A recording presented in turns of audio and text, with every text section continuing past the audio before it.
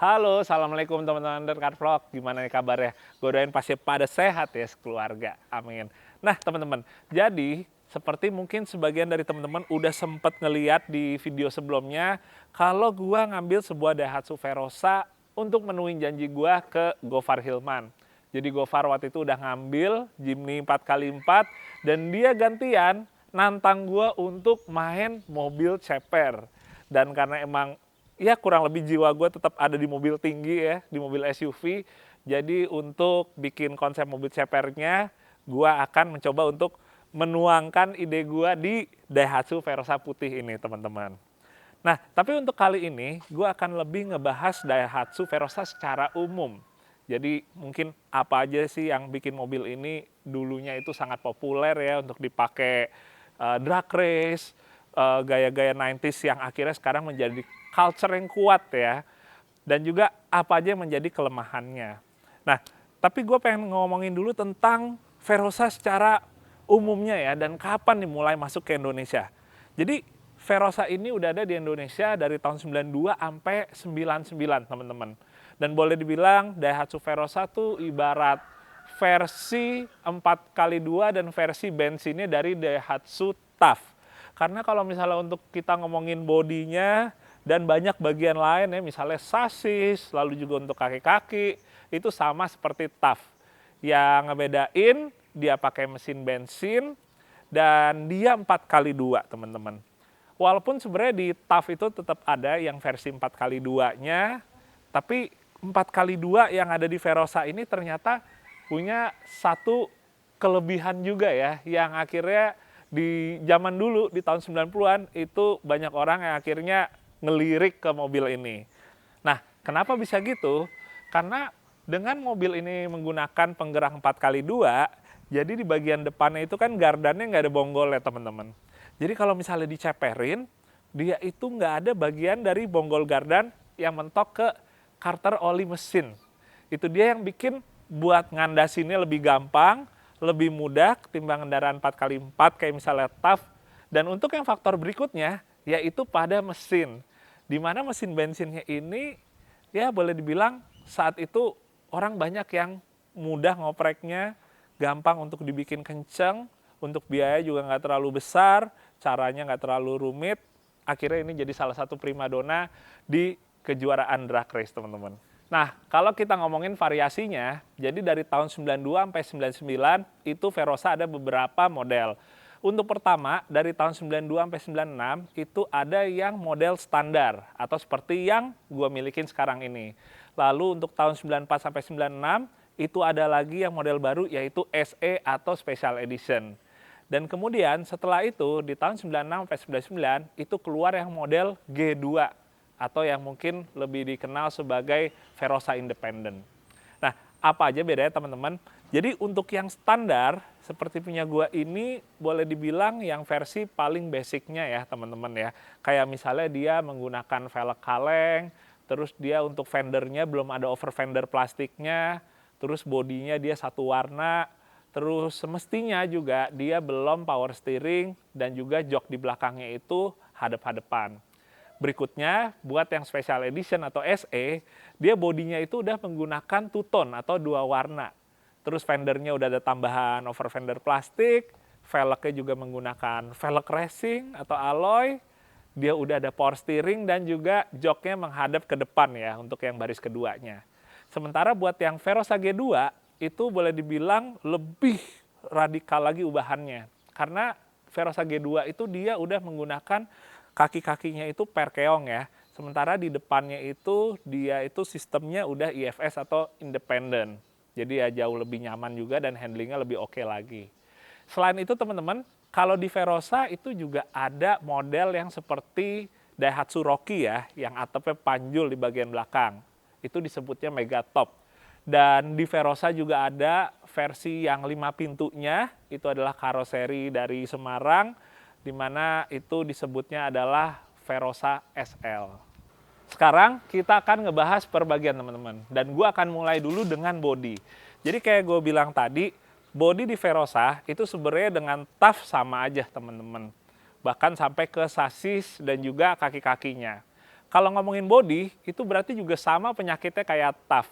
Dia itu lebih rentan sama yang namanya kropos ya. Jadi pada beberapa bagian, kayak misalnya ambil contoh di pilar B sini, ini juga selain kropos, banyak juga yang kondisinya dia udah seperti ketekuk teman-teman. Bisa jadi karena beberapa faktor. Pertama emang karena umur, karena material juga yang bikin kropos, tapi bisa juga misalnya saat mobil ini bodinya sempat diangkat, itu ada beberapa bagiannya yang akhirnya jadi capek ya, atau ada juga yang bilangnya patah pinggang. Jadi kayak misalnya di bagian pilar B, terus di bagian sini antara si pintu dengan si fender depan, terus juga di sela-sela pintu ya, terutama di pintu belakang, dia juga rentan dengan yang namanya kropos karena sering menyimpan air yang terlalu lama. Akhirnya mulai deh namanya si besi itu jadi akhirnya kropos teman-teman. Kedua, kita akan ngebahas tentang suspensi teman-teman. Jadi suspensi Verosa karena juga sama dengan TAF, kurang lebih karakternya dari bantingannya, pengendalian mobilnya itu juga hampir sama TAF. Kalau kita ngomongin yang sebelum G2, itu bagian depannya kan masih menggunakan batang solid ya, walaupun 4x2. Dan karena pakai batang solid, dia juga masih pakai perdaon, itu yang bikin bantingannya untuk banyak orang tuh nggak nyaman ya. Ada juga yang sampai kayak ngerasa apa ya, aduh kayaknya gampang mual gitu kalau misalnya bawa Verosa ini. Sementara kalau kita bawa untuk lebih kecepatan tinggi, itu juga ternyata nggak membantu juga. Kirain bantingan keras, itu berarti kalau pas lagi ngebutnya lebih enak. Ternyata yang ada di mobil ini, pas begitu kita kecepatan tinggi, dia juga mudah limbung. Dan itu gue lihat faktornya itu sebenarnya ada beberapa teman-teman. Kayak misalnya kalau di model yang seperti ini, dengan wheelbase yang pendek, itu dia akan pengaruh ke handling. Karena kalau kita ngomongin wheelbase teman-teman, semakin wheelbase-nya panjang, handling semakin enak, dan kurang lebih kita untuk ngomongin feel dari suspensi juga lebih enak ya, baik itu bantingan maupun untuk misalnya body roll-nya.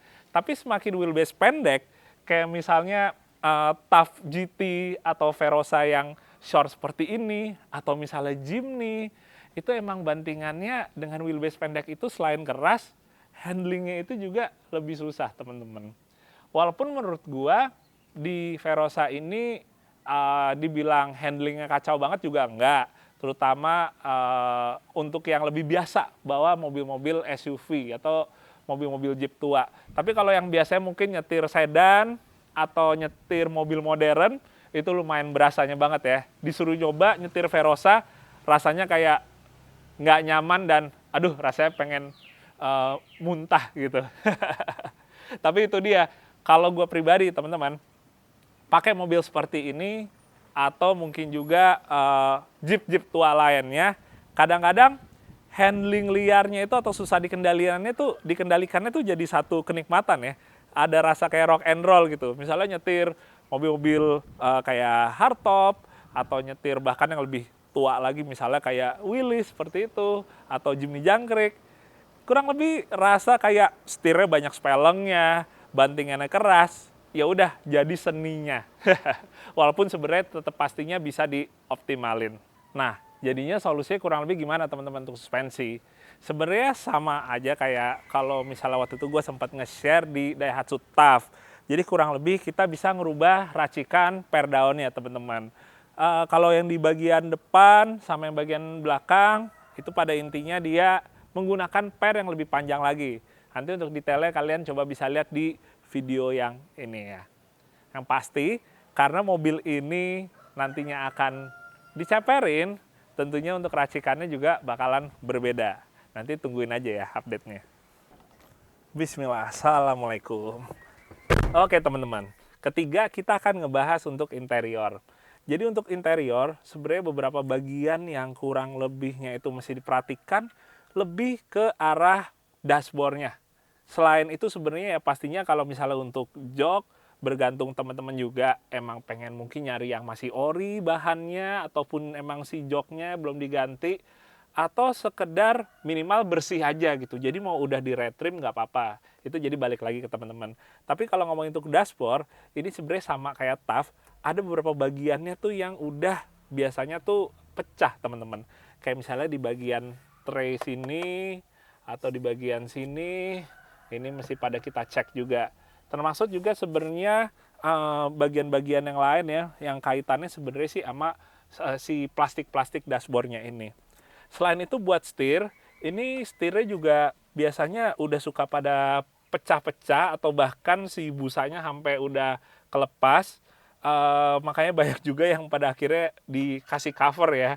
Sebenarnya kasih cover gini ada juga yang justru karena udah pecah barulah dikasih cover supaya nggak makin parah gitu. Tapi kurang lebih sih bagian itu. Sementara kalau buat bagian lain relatif sih sebenarnya masih aman ya. Minimal ya kayak kita ngecek ya, namanya mobil udah berumur kan, udah tua. Jadi kita ngecek-ngecek kayak misalnya untuk karpet dasarnya gimana, terus juga untuk door trim, misalnya untuk si engkol kacanya bukanya masih pada bener apa enggak, terus untuk central locknya, dan bagian-bagian umum lainnya teman-teman. Keempat, kita akan ngebahas tentang mesin teman-teman. Dan kayak gue bilang tadi, salah satu yang bikin Verosa itu banyak dipakai di kejuaraan drag race karena mesinnya yang mudah dioprek. Tapi sebenarnya dalam kondisi standarnya, mesin ini dirasa tenaganya kurang banget dan cukup boros. Konsumsinya bisa kurang lebih 1:5 teman-teman.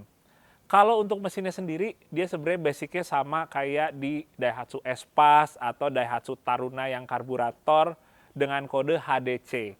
Dia adalah mesin 16 valve, 1600 cc SOHC, dan menggunakan karburator, belum injection. Kalau yang jadi penyakitnya, apa aja yang perlu diperhatiin, kurang lebih sih sebenarnya ya hampir sama dengan mesin-mesin yang udah berumur lainnya teman-teman. Kayak misalnya yang paling penting adalah cooling system atau sistem pendinginannya, radiatornya mesti kita cek, habis itu juga bagian-bagian lain kayak misalnya entah selang-selangnya, untuk reservoirnya, termasuk untuk tutup radiatornya, itu bagian-bagian yang mungkin menurut gue udah jadi SOP standar ngecek mesin mobil.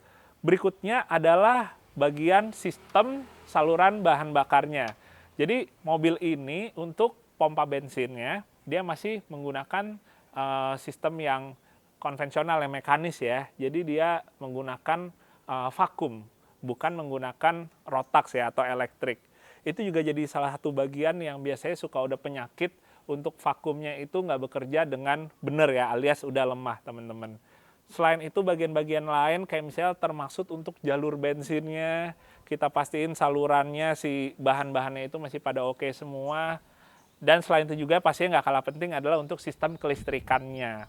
Jadi dari mulai untuk alternator ya atau dinamo ampere, sampai juga untuk dinamo starternya, itu bagian-bagian yang juga mesti kita perhatiin. Balik lagi, tapi mesin ini adalah mesin yang sangat disenangi oleh anak-anak drag, karena mesin ini nggak sulit ya untuk diopreknya.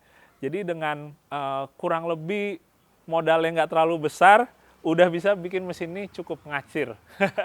Gimana kalau emang benar-benar serius ya di develop gitu.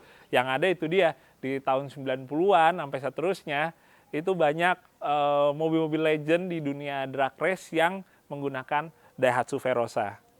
Oke teman-teman, mungkin sekian dulu aja untuk video singkatnya kali ini.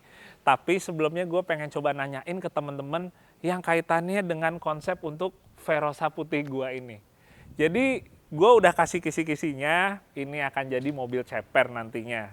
Ala-ala 90s gitu teman-teman. Tapi secara spesifiknya, mungkin teman-teman punya request atau masukan, kira-kira ininya diganti apa, ininya pakai apa, bagian ininya diubah menjadi gimana, kalian bisa bantu gue dengan tulis komentar di bawah. Karena gue udah kasih gambaran besarnya, ini akan menjadi mobil ala 90s yang posturnya ceper, tapi lebih detailnya kayak gimana, gue juga minta bantuan ke teman-teman. Karena juga pasti teman-teman banyak juga yang mungkin lebih melek dengan dunia perkandasan. Atau juga mungkin ada ide-ide lain, kalian bisa tulis di kolom komentar. Yang pasti untuk sekarang, gue pengen ucapin terima kasih dulu yang udah nonton. Jangan lupa ikutin update terus untuk project Daihatsu Verosa ini. Semoga nggak cuma menghibur, tapi juga bisa bermanfaat untuk teman-teman. Oke, sampai ketemu lagi di video The Car Vlog yang berikutnya. Dadah, assalamualaikum.